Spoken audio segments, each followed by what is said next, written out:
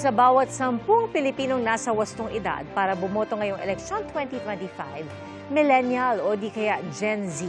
Batay po sa datos na nakalap ng GMA Integrated News Research, halos 48 milyon ang pinagsamang millennial at Gen Z voters ngayong 2025. Katumbas ng halos 63% ng kabuoang voting population o yung mga edad 18 o 18 pataas. Ang isang political expert inilarawan kung anong mga katangian ng Gen Z ang naiiba sa nakatatandang henerasyon.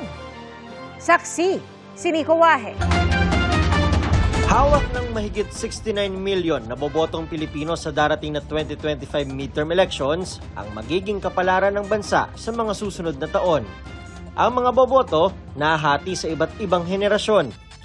Mula sa mga silent, baby boomer, Gen X, millennial at Gen Z.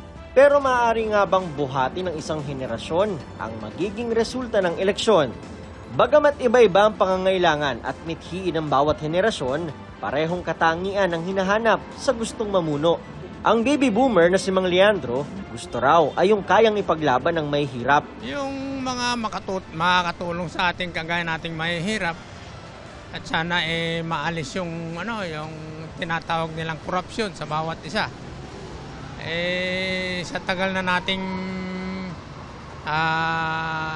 nagtatrabaho, hirap pa rin tayo dahil sa gobyerno natin. Ang Gen X na si Mang Jeronimo, pareho rin ang hinahanap. Di yung may magagawa sa panunungkulan. May magagawang magbabago ng kaunti ang ating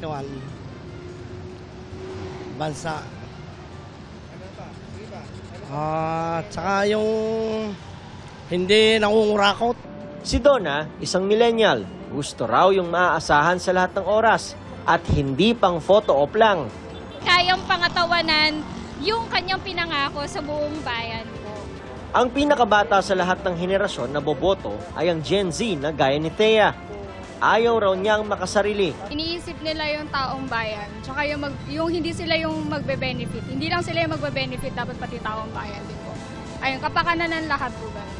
Ayon sa datos ng COMELEC, 63% ng kabuuang mga boboto sa 2025 midterm elections ay pinagsamang millennial at Gen Z, kung saan ang mga millennial may 34.15% o 25.9 million voters, habang ang mga Gen Z naman may 28.79% o 21.8 million voters.